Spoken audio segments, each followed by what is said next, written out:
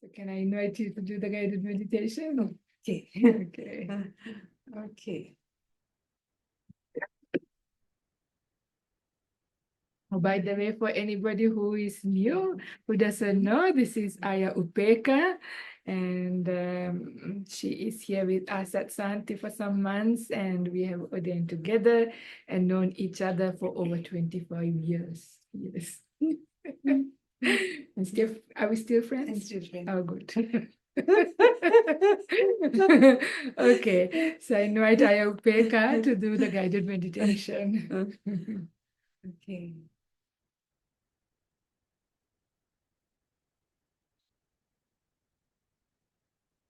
So, allowing your mind to draw inwards.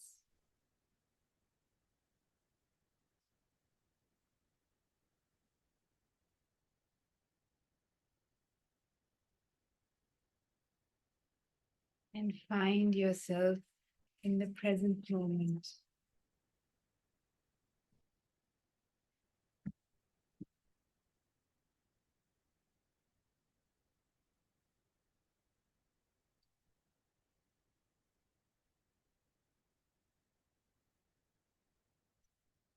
Find yourself in your body.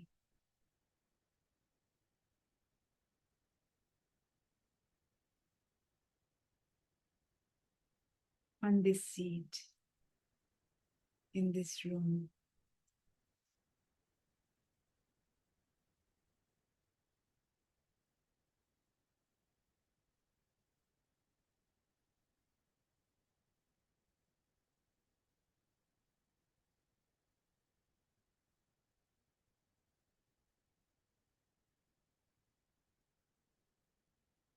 Become and just getting to know the landscape of where you inhabit, the world you inhabit.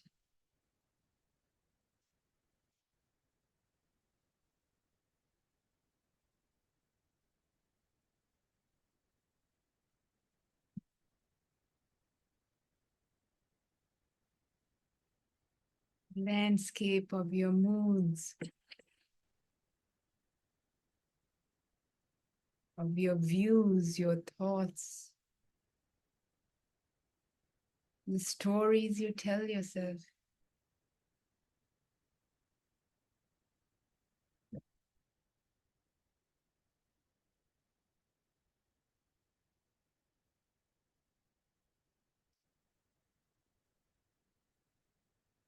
And all of it somehow reflected in your body.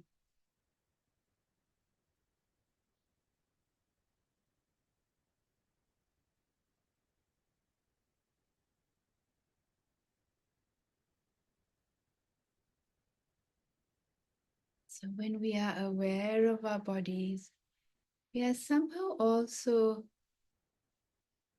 aware of our moods, aware of our emotions, aware of the stories that we are telling ourselves.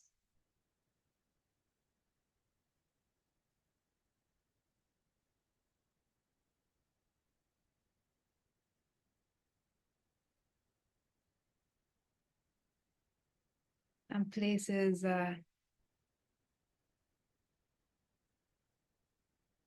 we know very well, the same old places, same old tensions, same old pains.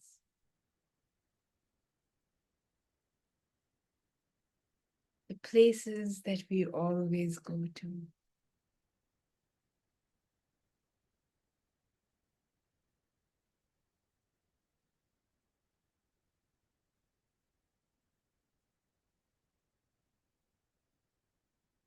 But there are also feelings in our body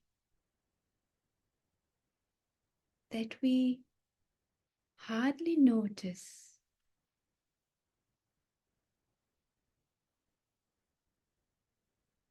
In fact, we might even be afraid of.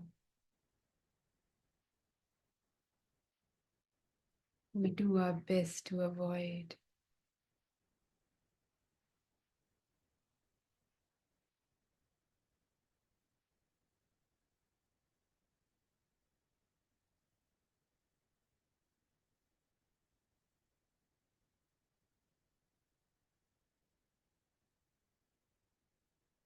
Places that make us feel vulnerable.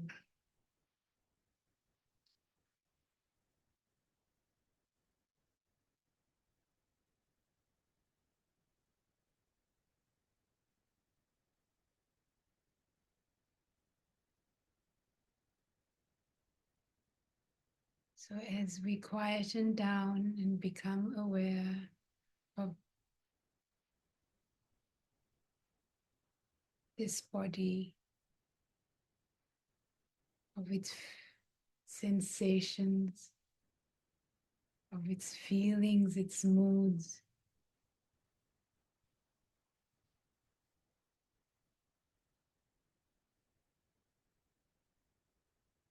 as it quietens down, we allow ourselves to notice the quiet parts of our body.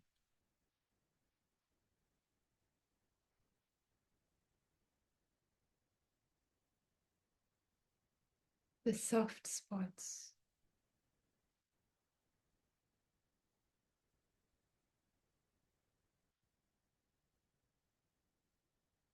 places we run away from.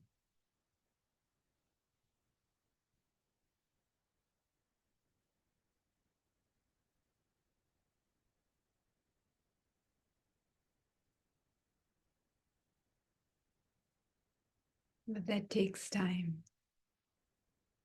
So just allow yourself to relax.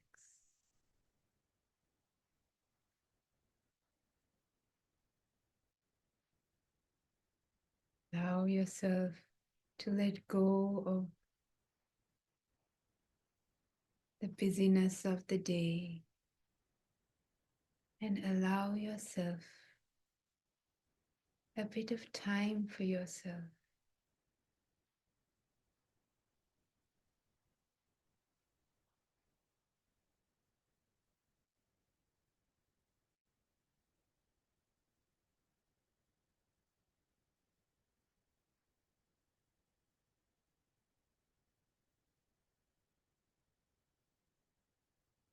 Allowing yourself to slow down.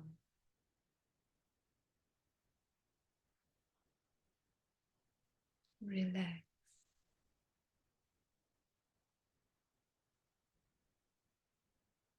Notice. Notice what is happening right now.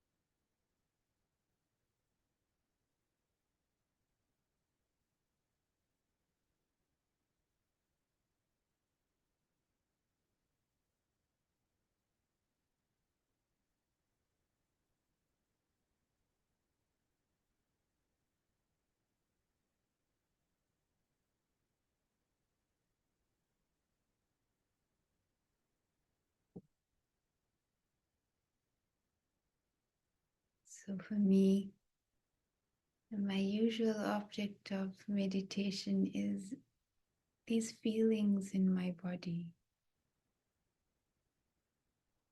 But You can go to whatever it is that you usually, where your mind usually rests. Be it your breath,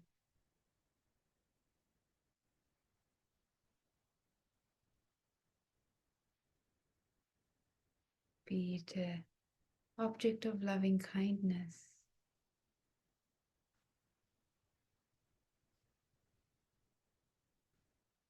be it loving kindness to yourself.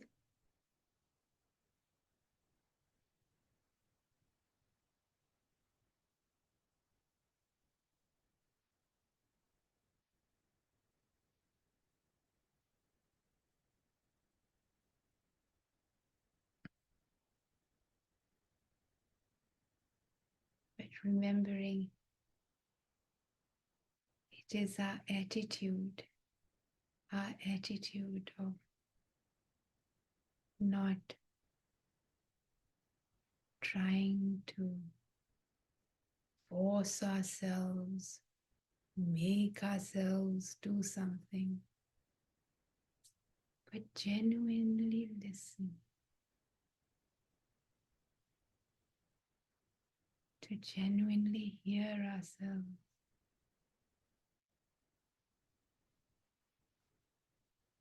to notice what is going on in our hearts.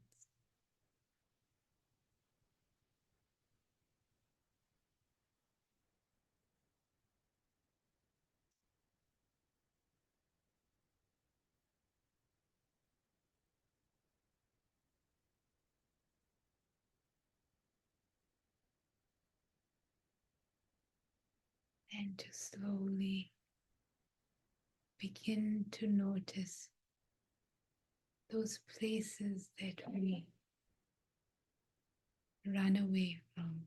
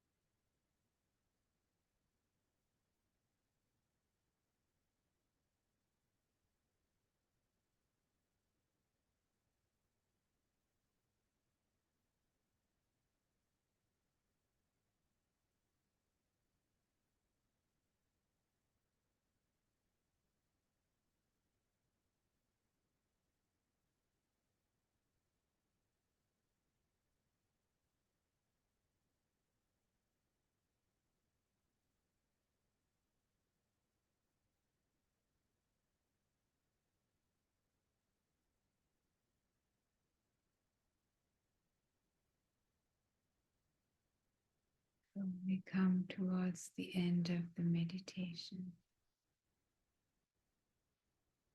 Just a short meditation, but hopefully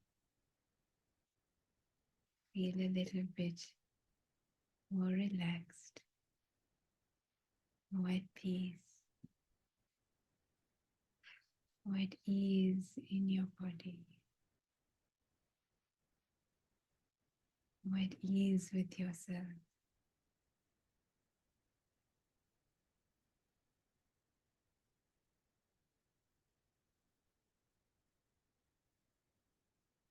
Just noticing what happened in the last half an hour.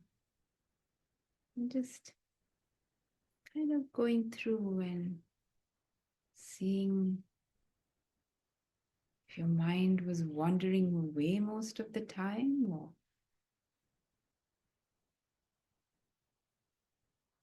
what was it going to? Just see anything interesting, anything to learn.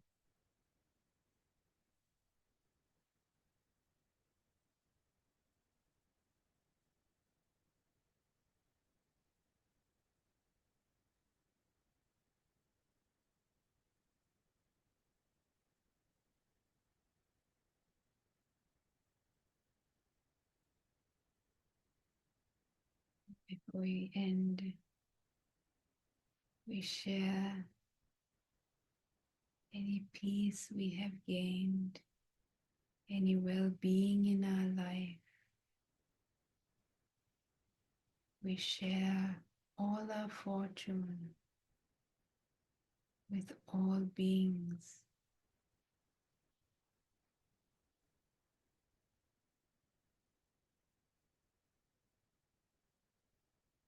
May the goodness of our lives somehow reverberate and bring peace to those around us, peace to the world.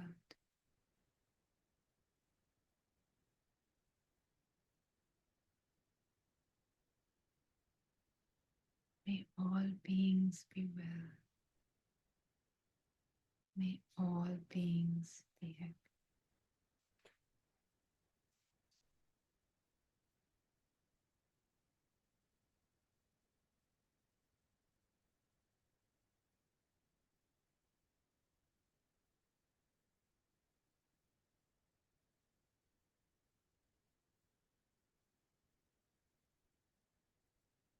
When you're ready, you can slowly open your eyes.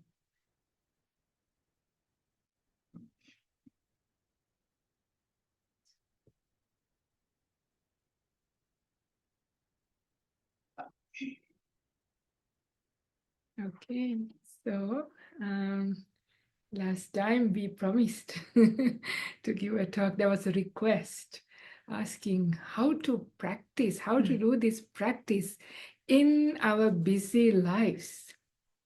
Right? Sometimes even in monastic lives, we have, believe it or not, busy times. But whatever it is an important question. So I would like to hand over to Venerable Upekkaha to get started, however you wish to get started, and then I will come along. Okay.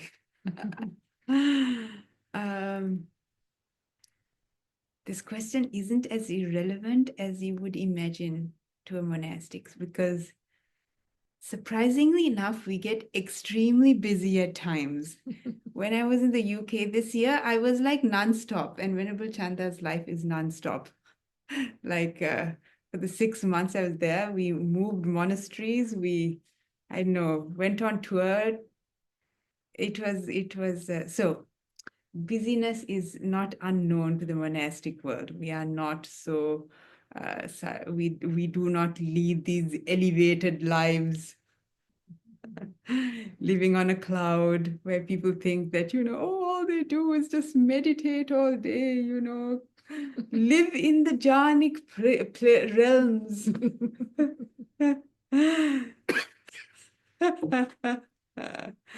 Carolina, who's here, is laughing because that's what she thought. She's a new Buddhist from Poland, is that right? Yeah, contrary popular belief, just because you ordain doesn't mean that your life becomes instantly magically pleasant and you're just like on this plane to Nibbana. So it doesn't happen. I've been in a monastery for 15 years and yes. I vouch for that. Yes. You do not live happily ever after. You From have, time to time you can, but not all the time. yes, Not ever, yes. ever after. It doesn't, it is, there is no, as Ajahn Brahm calls it, a retirement home in samsara, even in a monastery, comfortable though it is at times. So anyway, I was thinking about how I work with business and perhaps also opening up to everybody else because you are all experts in business and perhaps share with each other some of your ways of practicing in daily life and what has helped you to stay sane and stay on the path and somehow even progress.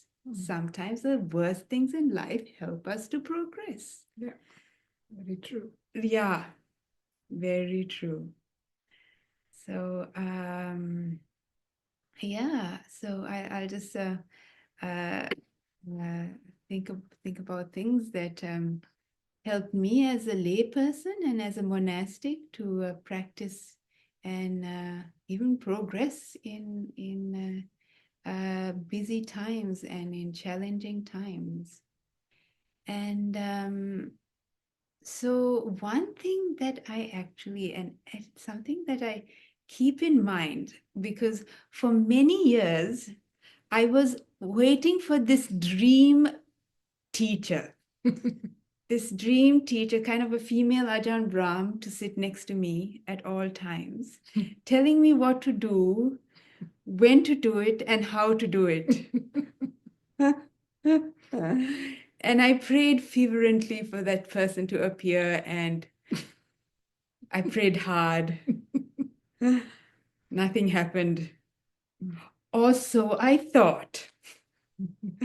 Or so I thought. I realized all these praying must have some, someone must be listening, must have some benefit. And it occurred to me one day, I don't know if it was a moment of wisdom or whatever, but you know what? Where the people I'm with, the things that are happening to me right now, they are my teachers. They are really my teachers. They have been sent. They are my Ajahn Brahm sitting next to me, telling me what to do, when to do, and how to do it. In not so many words as such, and not so obviously, but the place I am in, the people I am with, the situation I am in, they are specifically, they have been sent to teach me. And the moment I changed my mind very earnestly to see where I was in that way. My goodness, all of a sudden I left the monastery. I was in UK doing a really like, what am I doing here? Anyway, that aside, I realized, or I changed the way I saw where I was, and changed my attitude towards difficult situations to being, this is something that is here to teach me something that I just have to learn. And I don't even know what it is, but may I open my heart and learn this lesson. So this has been my number one teaching, and I have to say I have uh, uh, gone to places that I'd rather have not gone to. In mind or body? In body and mind. Okay. Just checking. Body and mind. And allowed myself to do things that I would just kind of like, no way, I'm not going to teach. That's it. Not until, allow myself to just um, receive what is happening in my life. So I don't know if that is helpful for you, but that has been helpful for me. But other than that, there are lots of little practical things that I have heard and watched people who I am very much inspired by, things that help them to stay grounded and um, growing in lay life or in monastic life. So one thing I heard recently is, and I've noticed from Tanchakun Mahasamai, who's the abbot of the Big Thai Wat in Sydney, and he, he's the most senior monk in Australia, and he's 73, and No, he's in his 80s, 83, I think. He had his 80th Oh, sorry, birthday. yeah, 83. Sorry, 83. Sorry, 83. Yeah, 83. And he has been a busy abbot his whole monastic life, like building a big Thai community, you can imagine. So one thing he does, and one thing that has that inspired someone about who inspired someone about him was that the moment he has a bit of time, he takes that opportunity to practice. So if he's going to be busy throughout the day, he wakes up early. And that time he is completely, utterly dedicated to his meditation. So he doesn't say, I have so many things to do, blah, blah, blah, blah, blah, blah, blah. He just takes the opportunity when he can to meditate, to take that time off and practice instead of reading a newspaper or whatever it is that monks do. So that's also true for, like, even if you are busy, just to make sure that you give yourself that time during the day, be it in the morning, in the evening, for 20 minutes, whatever, half an hour, just to sit down and stop. Even if you're not meditating, even if you're not, going into any peaceful state, just to give yourself, schedule yourself, morning or evening or both, just to sit and meditate. And that itself is just, it's like, having a bit of a break. Or else you just go, go, go, go, go, go, go, go, go, go, go, go, and crash. Wake up in the morning, go, go, go, go, go, go, and crash, So just So even if you can't meditate, even just to sit at that exactly. time. Just sit. Even if you can't meditate. Just sit. Even if your mind is just going around and around and around in circles, just stop, physically stop, sit in one place and, do nothing. Another Bhante, Dhammavaru, who also we met recently, he said he does his chanting. He does his Itipiso Bhagava, whatever it is, and his reflections. He just, that is, just do that. Even if it's just rote repetition, just do that. 20 minutes or whatever it is of chanting.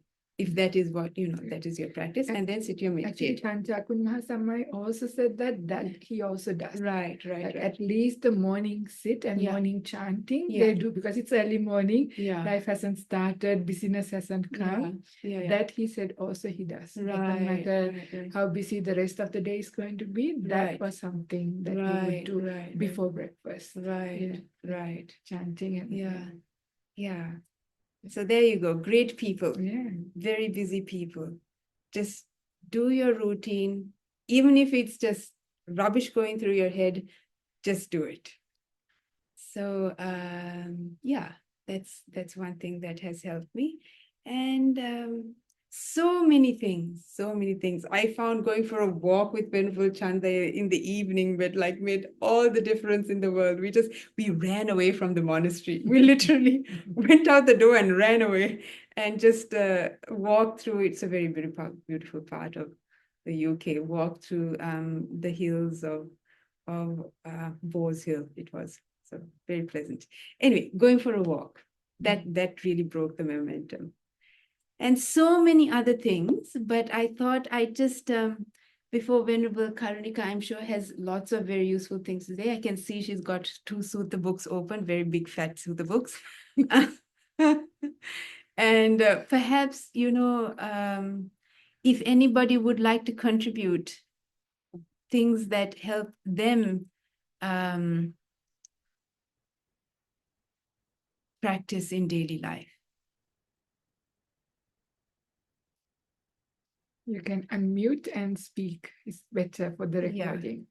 So sometimes when it's a busy day, you don't really plan moments where you get idle, but you find that you do have idle moments in the busyness. So, for example, sometimes if I'm in the car with my mum, but then we stop somewhere and she has to do something, then sometimes I just think to myself, do I really need to get out and follow along? Or if not, I'll just say, you know what, I'll stay in the car. And even if it's just 10, 15 minutes, I just take that time and just sit in the car and meditate. So it's just choosing that even though I might have planned to be, oh, going out, going here, but then just stopping and thinking, is it really that necessary for me to be caught up in that? Or would I rather just sit and be with myself and meditate? And I found that within the busyness, for example, if somebody's working full time, which I'm not, but maybe just during the lunch break, you could take a small portion of that and sit alone away from all the busyness. So consciously removing yourself from everyone else and just turning within.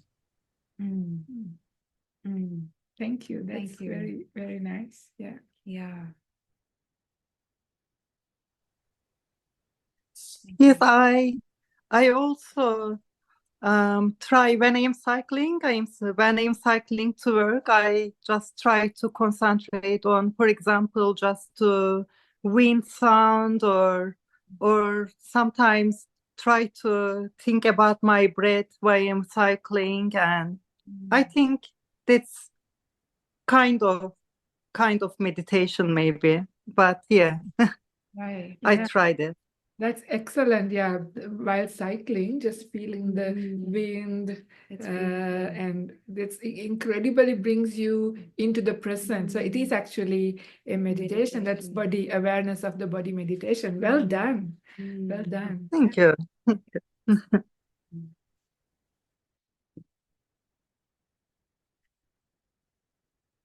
One thing when I was in Burma, when I was practicing in the Mahasi retreat centers, one thing they get you to report on is your walking meditation, your sitting meditation, and your daily activities. What was it like brushing your teeth? What was it like getting yourself to bed? They actually consider that as part of your report, part of your practice, and equally as important as what happened during your meditation. So that you are forced to maintain your awareness and notice what is happening throughout the day, not just when you meditate. Yeah.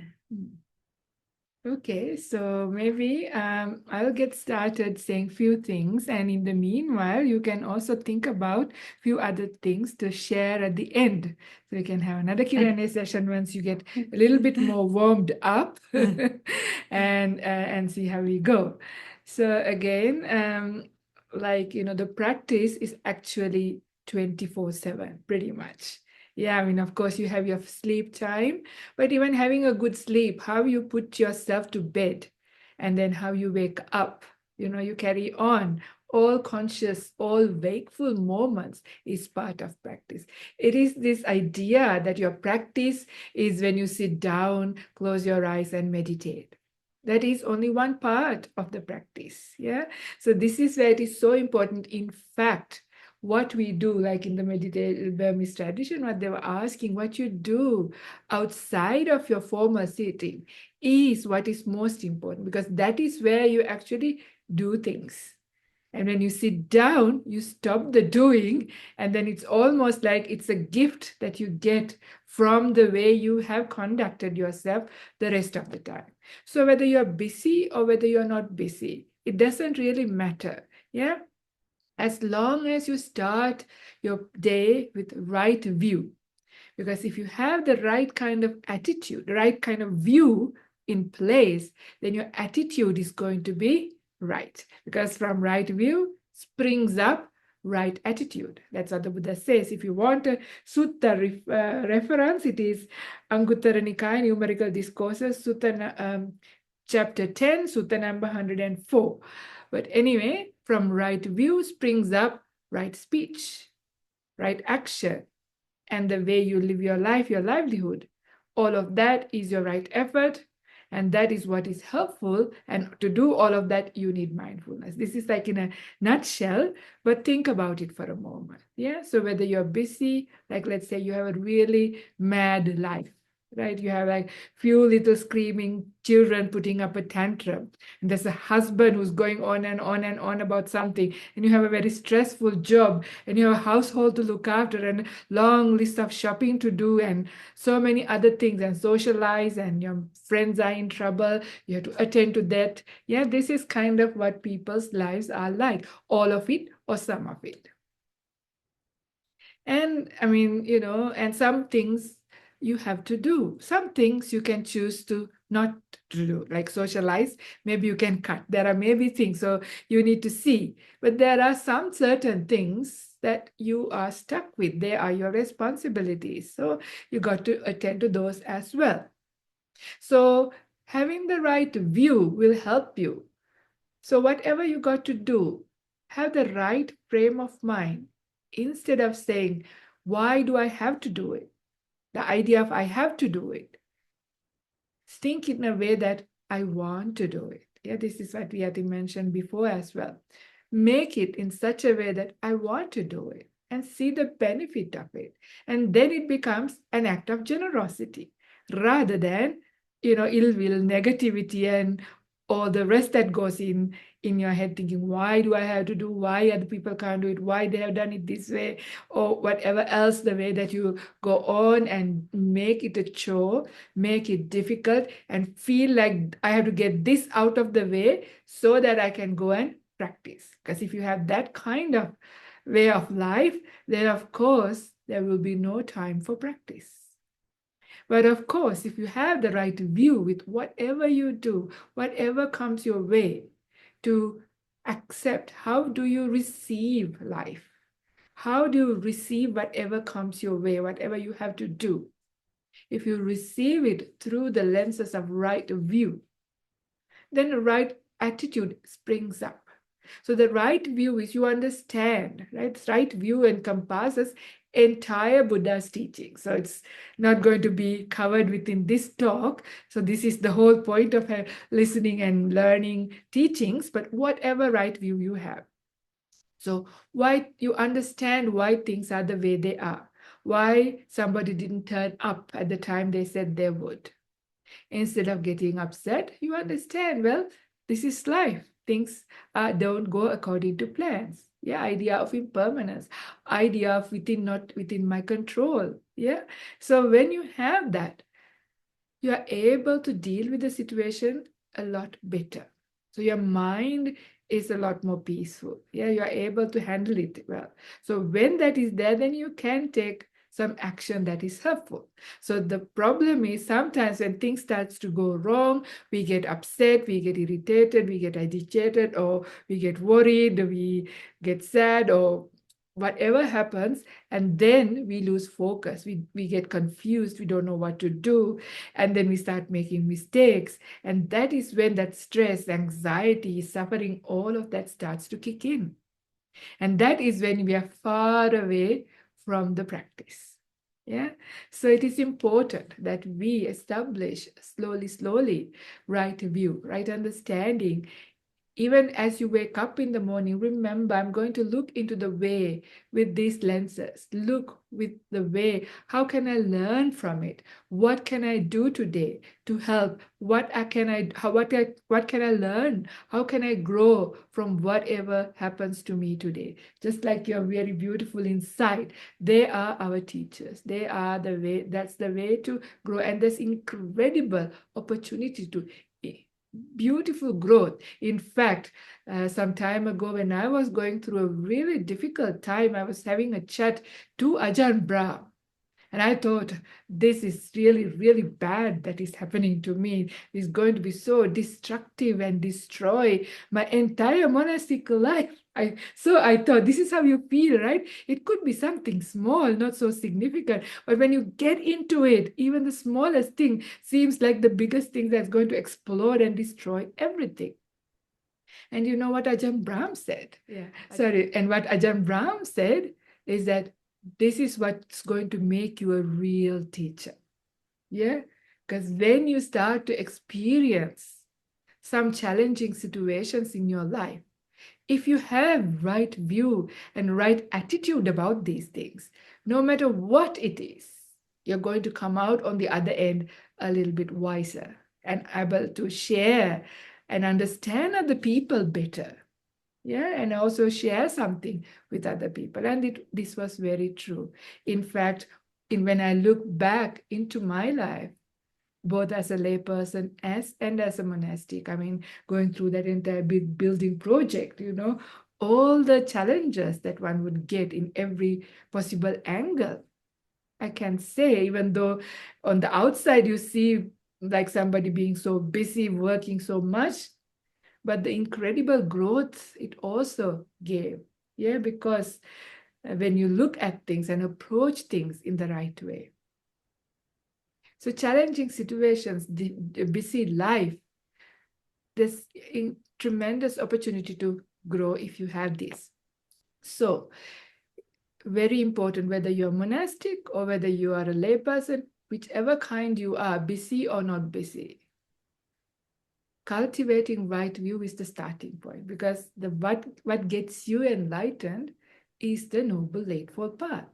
That's what we said last time as well. This is the path that gets you enlightened. And the first factor of the Noble Eightfold Path is right view. So right view comes first. And there is this very beautiful sutta that I would like to read out, because somebody actually asked also in the New Zealand chat group that can you also combine the wrong paths so that we find out our mistakes and instead get into the right path. So I don't know whether we will have enough time for all of that. If not, we will continue that. But I want to start with a really beautiful sutta from Middle Length Discourses. It is called Mahachattarasika Sutta, or the Great 40. It is MN 117. So I'm going to read a little bit about it, It's a very long sutta, but and discuss a little bit that is relevant. I mean, the whole sutta is relevant for this, but let's see how it goes. Thus have I heard. On one occasion, the Blessed One was living at Savatthi in Jeta's Grove, Anathapindika's park. There he addressed the bhikkhus thus. Bhikkhus, Venerable Sir, they replied. The Blessed One said this. Bhikkhus, I shall teach you noble right stillness with its supports and its requisites. Listen and attend closely to what I shall say. Yes, Venerable Sir, the bhikkhus replied. The Blessed One said this. What, bhikkhus, is noble right stillness with its supports and its requisites? That is, right view, right intention, right speech, right action, right livelihood, right effort, right mindfulness, and unification of mind equipped with these 7 factors is called noble right stillness, or right samadhi, samma samadhi, with its supports and its requisites. Now I'm going to stop here for a moment. So all of us, at the end of the day, want meditation. So when we think about the practice, we always think about getting good meditation, because we know that stillness of the mind, that deep meditation is what brings the insights and what gets you enlightened. So of course, it's good to have that as our main goal. But what the Buddha is saying here is that what the Buddha calls as samma samadhi, or the right stillness or right meditation, is the meditation that is supported by the other 7 factors of the Noble Eightfold Path. So if somebody wants to forget about some of the factors and only think about finding a technique and get your mind concentrated, as they say, and get into deep meditation, then that may bring up some form of a powerful mind, but that is not called samma samadhi, or the right stillness, or the right meditation according to the Buddha. And this is a very important point. In the modern days, meditation is very in fashion, right? It's in. Everywhere there is mindfulness and also meditation going on. But be aware, why you meditate, how you meditate, and are you, depending on your goal, if you are keen on the spiritual path, in the Buddhist spiritual path, into enlightenment, then it is important to know that samma samadhi, or the right meditation, is supported by the other 7. So, of course, then we have to start with right view. And right view is not something that you only do when you're sitting in meditation. So right view has to underlie everything, yeah? Your whole day, your whole life, your every wakeful moment. That is true. That is the lens through which you're going to see the world. So if your right view is there, then the right intention, your intentions will be right. And your actions by body, speech, and mind, and your job, or the way you do your work, will be right. And doing that is going to be your right effort. But anyway, so it is important to remember. So that is why, busy or not, whatever you are doing, you can apply the Noble Eightfold Path, do this practice, and that is what we need to do somehow. So here we go. So therein bhikkhus, right view comes first. And how does right view come first? One understands wrong view as wrong view and right view as right view. This is one's right view. Quite nice, isn't it? Because we hear many different definitions, because right view is very broad. So here the Buddha says, in order to understand right view, we must also understand what is wrong view. Yeah, so this is important, because we have a lot of wrong views in our lives. And when we start our day, when we approach life with wrong view, of course, everything else goes in the wrong direction, and we are far away from the practice. So, and what bhikkhus is wrong view? There's nothing given, nothing offered, nothing sacrificed, no fruit or result of good and bad actions. No this world, no other world, no mother, no father, no beings who are born spontaneously. No good and virtuous recluses and Brahmins in the world who have realized for themselves by direct knowledge and declared this world and the other world. This is wrong view. So in other places or in the commentaries, this is referred to as kammasakata sammaditthi. So this is just in the general, the very basic idea. Yeah, this is the basic idea which captures karma. Yeah, that is your actions, your intentional actions have consequences. That idea is so important, right? So your view has to have that. If you have the view that my actions have no consequences, you can do whatever you like, right? Or good things or bad things, never mind, because your view is wrong. So it is really important that that right view about karma is there. And also this world and another world. So it is about rebirth. Yeah, this is another way of pointing out there are many worlds, there are many realms. And so we are being born based on our karma. That understanding of rebirth is really important. Now, this is going to be challenging for some people, yeah. And but however challenging it is important to consider it. Yeah, consider it. If you are a Buddhist or if you want to practice the Buddhist path, understanding of rebirth is important, because the ultimate goal, that the goal of the Buddhist path is to end rebirth. So if there is no understanding of rebirth, then it would not be a path in the Buddha's dispensation. So therefore, understanding rebirth is important. And of course, this is a challenging question, yeah, because understanding rebirth takes a bit of effort. Again, this is going to be beyond the time of this topic, but I have addressed this in previous talks because it is such an important topic, right view, to have the right understanding about right view, even if you don't believe it outright in a big way, still being open to the idea and taking up some of the ways of thinking about it is important, because this is part. Otherwise, what we have is wrong view. So this is important, because if we do not have a future rebirth, again, you wouldn't mind so much about our actions, right? Because who cares if we can get away this life, we die and it's all finished. So it's all good. But the thing is, why we need to take care of how we live our life is because unless we get enlightened, there is another birth. Again, we have to reap the consequences. It doesn't stop. Again and again and again. This is this never-ending kind of samsara, which that understanding is really important, because it is only then that we even have a little bit of fear and shame to do bad things.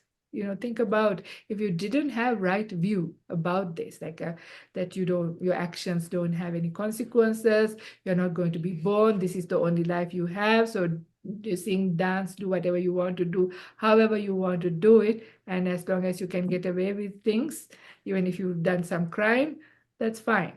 If you have that view, think about how would you speak? What will be your actions? What kind of things will people get up to? Yeah. Imagine the times, remember the times when you got overwhelmed by strong desires. Yeah. People do get overwhelmed by strong desires. If there was no laws in the countries, if they know how to get away with these laws, which is sometimes happens in some of the countries with people have political power, they go straight. I mean, if they don't have this understanding about, and if they have wrong view, nothing is going to stop them from doing anything. Yeah, this is the nature of things. So people with wrong view. So wrong view can be very dangerous, but when we have right view, then we remember my intentional actions, even one word that's going to come out of my mouth, going to have consequences. To who? To myself, yeah. Not to the other people. Only other people will have something as well, but the most important person is you. But we forget this, yeah. In the day-to-day life, we forget this, and this is why unwholesome and unskillful things sometimes happen. Yeah, sometimes we do unskillful things.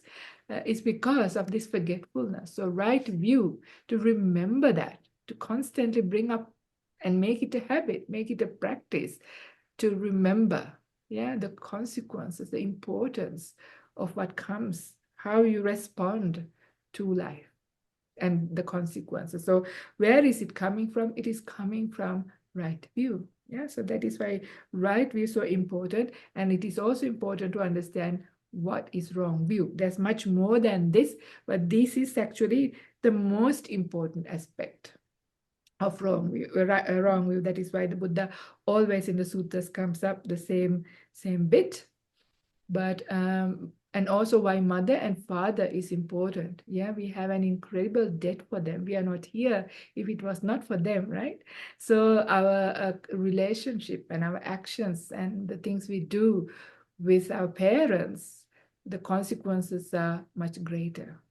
Yeah, so like even it's one of the Anantariya Papakammas.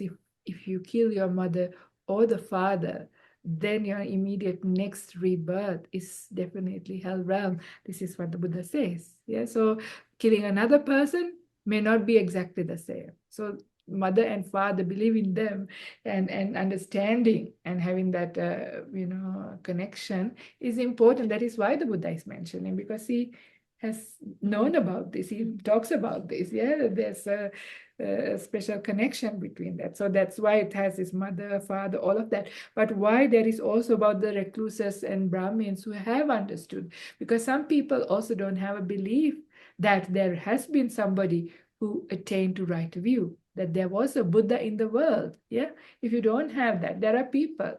So wrong view is that thinking there was no such thing, there was no Buddha, there is no right view, there is no good practice, all of those things, because there are people who question this. So that is wrong view, and the right view is to understand that there was a Buddha in the world. And what is the speciality about the Buddha? He was the one who break through into right view. That was the main thing that he understood. Yeah, right view, the eye of the world. That is what the Buddha is called. And why is he called the eye of the world? Because he discovered right view and the Noble Eightfold Path, starting with right view. So understanding that this is there, this is where the teachings are. If you don't have that view, also we can't take up the practice. So this is also very important. So, to do full justice, we have to go through this quite slowly, yeah? But this is just to remind, so you can do your own study or your own reflection to see the power of right view, cultivating the right view. And this you can do in your busy life. Yeah, you can read, you can listen to talks about a right view. All of these things you can do and cultivate them. And right view gets established because you have to remember them, recall them, recollect them, and reflect on them again and again and again before it sets in. And then you have to slowly start applying it. Yeah, you've applied it into your life. And when you start remembering and applying, then it sort of starts a momentum in your life. Then you start actually practicing that. And then as you start doing that, that starts to bear fruit, even little things. So little acts of kindness goes a long way, because where is it coming from? Yeah, so little coming from right view and right intention. Yeah, not coming from ill will, not coming from cruelty, instead of coming from a heart of generosity, a heart of kindness. So throughout the day, if you can try as much as possible to be kind, that is a beautiful way to do it. Yeah. And some of you might thinking, oh, in my life, it's so difficult, the people that I have to be with, to be kind, because, it is true. And also sometimes because of our hormones, because of our environment, all of those things, it becomes difficult sometimes. So then we have to find skillful means to deal with it. And that is when these little practices are very helpful, like what you already mentioned, like whatever little time you get, whether you've gone somewhere, whether you sit in the car for the 10 minutes instead of rushing around, whether we are in a meeting and people are still coming and we have to just wait for 5 more minutes. You can just close your eyes. Nobody knows what you're doing. You just close your eyes and just become peaceful a little bit. Yeah. When you go to the toilet, you can sit another extra 5 minutes there. Yeah. There's always little moments that you can find to have a little bit of a rest. Yeah. And a bit of very important thing, why it becomes difficult to even bring up kindness, let alone kindness. I'm sure there are days that you wake up and find it is hard to smile. It's a good way of checking how are you today. When you wake up, see whether you can smile from your heart. If you can smile from your heart, things are going well. Your mind is in a good place. You will be able to bring up kindness and apply your practice. But on a day when you wake up, if you can't bring up that beautiful smile, then check and see what's going on. Are you feeling unwell? Is something oppressing you? There's some kind of depression in your mind. What is the cause? So it doesn't matter. You can still practice. Yeah, you investigating about it, becoming aware of your state of mind. Because when you are aware, then you know to be careful. Because if you're not even aware, you wake up, you can't even smile, your mind is down, it is not in a good place, then somebody says something, you get irritated. And next person does something, you're finished. Yeah. So, but if you wake up and you realize how you are feeling, why you're feeling like that, then you may be able to do something. Okay, maybe today I need to be a little bit more restful. Maybe I need to go for a walk. Maybe I need to listen to a Dhamma talk.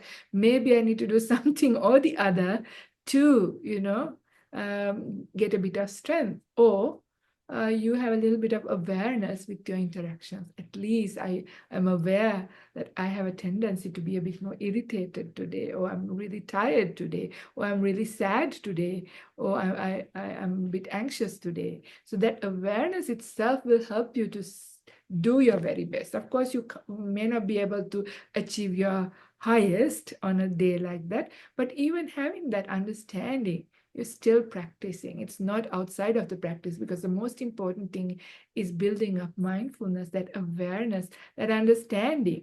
So when you have that, you're constantly watching, oh, this is what it is like to be irritated.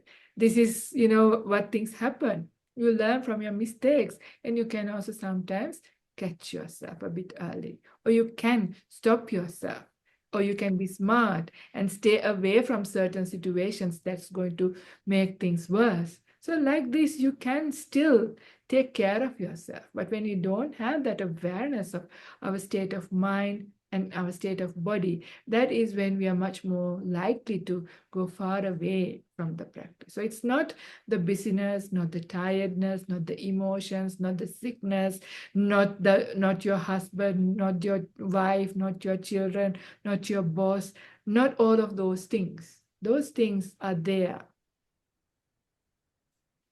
But your awareness about your own mind, how you're going to deal with it, and what do you need to do to be able to deal with it.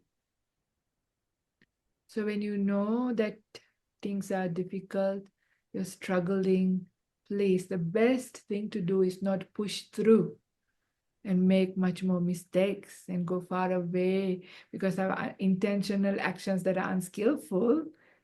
We have to reap karmic consequences. It's best to go somewhere, sit down, have a break. Ask for 10 minutes. Ask for time out. It's all right. Go down, go into your room, close the door, lie down for 5-10 minutes. Even go into the toilet if you're at work, close the door, sit down, or go for a walk, whatever it is.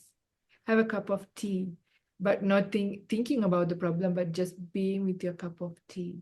Whatever it is, even a small break goes a long way. And when you have that, even the small rest, small break, you are able to adjust and act with a little bit of right view and right intention. Otherwise, we can learn and learn and learn about these things, but when it comes to things, it becomes difficult. So the very reason why it is difficult to apply, it's not the busyness, but it is because we are not having enough rest in our lives. So make sure some of the very practical things before I go any further in reading this sutta is make sure, these are practical things, make sure that you have a good night's sleep. If your sleep is getting disturbed, find out, yeah? There's so much support available, starting from your mattress and pillow to your digestion, to any other problems that you may be having. There's so many things that cause bad sleep. Because if your sleep is bad, it's going to be difficult because when you wake up, you're going to be tired. How much exercise you have, how you take care of your health. Yeah, these are important as well. So having rest is so important. I say this almost every other Dhamma talk because without that rest, it is hard for us to apply ourselves. So make that a priority in your very busy life. If you want to practice, or even if you want to give your very best to your people, to your family, to your work, taking care of yourself has to be your main priority. Don't think of it as being selfish. Yeah, because when you take care of yourself, when you are a nice person, it is nicer for everybody else. When you are calm, when you have energy, you're much likely to do things more efficiently, less chances of making mistakes. Yeah. So it all goes together. So make it a priority. Even the more busy and more crazy your day is going to be, the more that you have to find somehow ways of resting. Yeah, it doesn't have to be meditation, because sometimes when it's too crazy, you may not be able to meditate as in watch the breaths. But still taking that time to sit down and just feel the sunlight on your face or the wind on your face, just a little walk. Sometimes I tell people, just take your shoes off and walk slowly on an interesting kind of surface. There's tiles, there's wood, there's gravel, there's grass, there's wet areas, there's all kinds of surfaces. So make it interesting. Make it, very visible, because your mind is tired and weak. So it's an obvious kind of sensation. Then be with it for a little while. 5 minutes of walking up and down, 10 paces up and down makes a big difference sometimes. Yeah. So these are very simple things. But when you do that, when you have this little break, yeah, it's like you give yourself a bit of energy so you can apply yourself. So whatever you do, whatever it is, if you're able to put in right view and right intention, then your actions by body, speech, and mind is going to be right. Then you are putting in those right courses.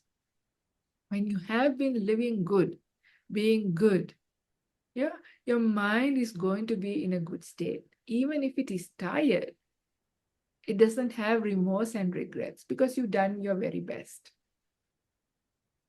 Of course, we can't be 100%. So the other thing is to understand at times, okay, wherever I lost it, then you need to be able to forgive yourself. You understand, I was tired, maybe I didn't understand, whatever else, because we don't know everything about life to do everything perfectly. And we are where we are at. We are not fully enlightened. So defilements are there. So you forgive yourself. But if you know that in the meantime, I am trying my very best, then that gives you a very nice feeling. And also because having done your very best, it elevates your mind. It energizes your mind. So it's not about the busyness. It's how you do your things. So no matter how busy you are, you do it with the right attitude. Then you have a lot of mental energy. Maybe physically you may be tired, but mental energy is the most important thing. So if you have joy, happiness, then when you go back and when you have time to sit, even 10 minutes, the sit would be better. Right? So this is why it is important that we take care. So the path has to be serious in our hearts. If we are dedicated, then it's not like my work, my holiday time, and then I come back, and when I go to here or on retreat or to my meditation room, that is when I practice. That's the wrong way to approach. So busy or not, wherever on retreat or not, monastic or lay, that doesn't matter. Always, putting in that effort to take care of yourself, having rest, building up right view, and going out with right intention. And then from time to time, find time to sit. And then the sit is going to be better because your mind is at the right place. And when the sit is enjoyable, when it is peaceful, then you incline more and more towards that. And the strange thing about this Dhamma is that when your mindfulness wakes up, when your meditation is building up, opportunities will open up. Doors will open up. When I heard this for the first time, I was wondering what this person was telling. But when I reflect back, it is so true, and I've seen in other people. So don't worry about things. Don't worry about your current mad life. Try your very best, whatever you can do, whatever little bits you can do. And you will see little opportunities opening up. Because you have awareness, you'll be able to take them up. So do this little thing. Yeah. So for many people, it's about aiming for this goal or the destination, yeah, end goal. Many of us will die before we get anywhere near our destination. So instead, have that attitude of enjoying the journey. This is so very important. Enjoying the journey, and it's that joy that carries you through. So one of the very important thing in practical day-to-day life is people have become very serious. Serious as a mom, serious as a dad, serious as a boss, whoever. And you become tight sometimes. Sometimes we see people with long faces doing things. If you ask a question, no problem, it's just become a habit. You know, sometimes having a bit of fun and games, being playful with your life is so important. It's sort of, give that space for movement to see things differently, even if it is such a difficult time. When you have a playful mind, sometimes you can laugh at things. You ask this question to me, sometimes why you laugh and I should be crying. Because there is at times life is so much suffering. Either you got to laugh or cry. I choose to laugh. It's a choice I have. Yeah, I can't fall down and focus on all the things that are going wrong with my life. I feel like I'm going to die the next minute, and you focus like that. Instead, you laugh. Yeah, you laugh. What else can you do? And take it and go with it. And nothing lasts forever. Even the bad times come to an end. Of course, good times also come to an end and we are not happy. But the important thing to remember, bad times also come to an end. This is the Ajahn Brahm also saying, this too will pass. Yeah, this is so beautiful. So sometimes I bring into my mind the idea of clouds in the sky. If it is a difficult period, a difficult health situation, whatever it is, I know it's not going to last like that. Either I'm going to get better or I'm going to die. And I have no control over both, right? Whether I die or live. So I might die happily, not die miserably. So it is important that you have a good attitude about it. Yeah. So it seems like strange, but you start doing it. Then you find yourself that you can do it, yeah? And then you see the life in a different way. At the end of the day, we are like these actors and actresses in a drama. But we take the drama to be way too serious. But if you remember, our life is like a drama. We are just characters going through the script. It's only a script. It really is. This is a very deep thing to contemplate. If you contemplate in the right way, it will be beneficial. Then you don't take life in a very unnecessary, serious way. I'm not saying people to be very irresponsible, not at all. But, there is a part that is unnecessary, that we make ourselves so stiff and serious and miss out a lot of opportunities to have a good time. Also, make sure to do things that bring joy into your life. This is so very important. So sometimes it is not possible for everybody to just find time and sit and meditate. It doesn't always happen. Yeah, so you need to also find other things. If you're a creative person, do something creative. If you're a writer, write something. If you're a builder, build something. If you're an artist, do something. If you like to dance, dance. Sing, go for a walk, go for a walk, go for a hike, whatever it is. Do something kind for other people. Yeah, acts of service, or do some gardening, cook something for your neighbor, whatever it is, these small acts of kindness and things that brings joy into your heart in a good way, not in a sensual way. Because sensual joy is always energy draining. But the other things like acts of generosity and being good, being kind, builds energy. So we need that energy. That is why the path also starts with dana, generosity. So focus on that during your life. So that is why I said the attitude of not that I have to do, I want to do this. Straight away, your heart has generosity there. And then how am I going to do it? Yeah. How am I going to speak, act, behave? This is really important.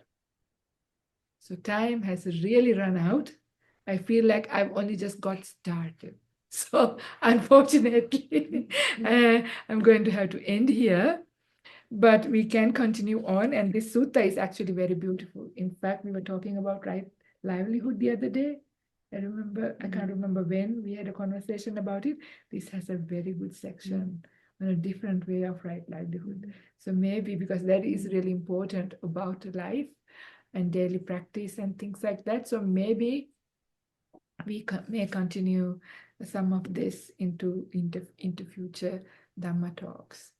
But I'm going to just stop here. I'm sorry that I didn't even finish the sutta or the path or anything, but I think we both still said some things that are okay for you to keep going for at least 1 week till the rest of the instructions come, right? I hope you all can hang in there. But it will be lovely to hear, even though, I mean, anybody who needs to leave, you can leave, but anybody who wants to hang out a bit longer, we are happy to stay a bit longer. And we would love to hear what has worked for you. How have you been practicing in your busy lives or in your crazy lives or with bad health or whatever it is, because it is nice to share sometimes, for other people what has worked for you. We would love to hear. So you can unmute and speak.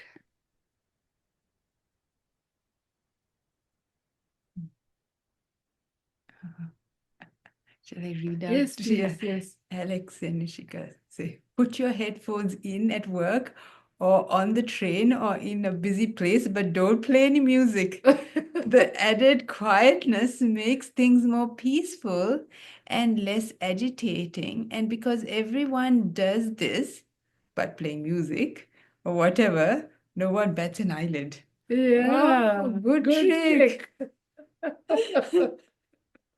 Good Yes, trick, good trick. yeah. Yeah. Yeah, that's a good one.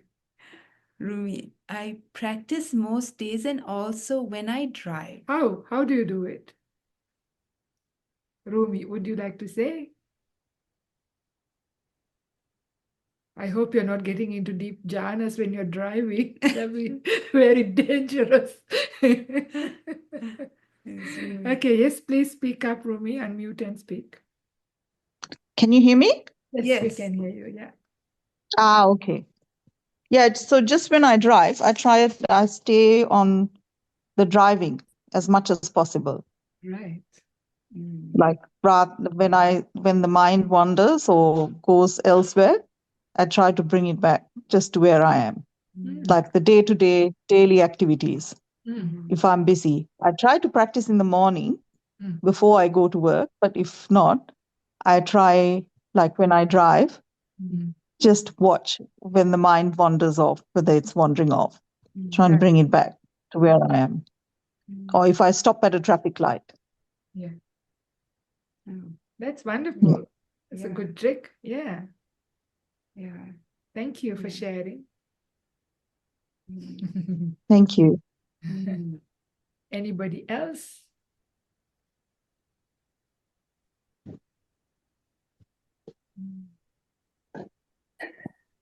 Akshay, you want to I Yeah, I also, yeah, you are very right about how you start your day, and then I tell myself I'm going to be happy as soon as I wake up, and then I just look at myself in the mirror, smile at myself, and then it goes through the whole day, and then as I'm riding my bike, I see all these birds everywhere, all kinds of animals, and then I give all my love to them. I send them kisses, and I think that has some kind of kindness, and it really helps me. And also, what you said about, I'm going to do that. I think it's really great example and amazing about taking your shoes and walking in the grass or wherever. You just feel that sensation, and you can that way meditating under your feet sensations will really help, I think, Yeah. to heal your mind just to that. And I think it's a great trick. Thank you. Thank you, Aisha. And I have known Aisha for a long time. We've been in uni together, so I can relate to and remember how you like animals and Yes. birds and give kisses to all of these animals and birds and even flowers. So it's really beautiful. I'm just repeating it. Why can't we do this? Yeah, why can't we do this? That's This is so right. important. I remember we did our PhDs together. So sometimes we used to Yeah. up our experiments. So the experiment runs for about an hour. And next to the uni, there was a lake and a nice like area, like the South Lake and Bibra Lake area. So we would go for a walk. We climb trees, we watch. She tries to eat all the flowers, and I'm scared that one of the flower going to be poisonous. Little things. And then Do that. back. I mean, doing a PhD is supposed to be very stressful, right? And running experiments, it could go wrong and so many things. But when we had that break for maybe 45 minutes of being in the nature, going around, looking at all these little things like little kids, it's so helpful. I mean, That's we're right. not big adults, but we were doing, and that's a character, but that was so helpful. I must say, I just remembered, and this is so true. Yeah. Yeah, and most of you, everybody, all of us, we find even in like Sydney, for example, it's a beautiful city, lots of green parks, so many places, and to see insects, birds, so helpful. If not, have a pot plant at your work desk and have a few, you know, Yes. some, yeah, it's so easy. Yeah, it's that attitude. Thank you for sharing and reminding me of our good old days. Thank you. Sadhu. All right, so I think it's gone quite a bit time, but we will continue this so you all can warm up to sharing more, reflect more, and share helpful things, and we will share. Yeah. Somebody else wants to say something?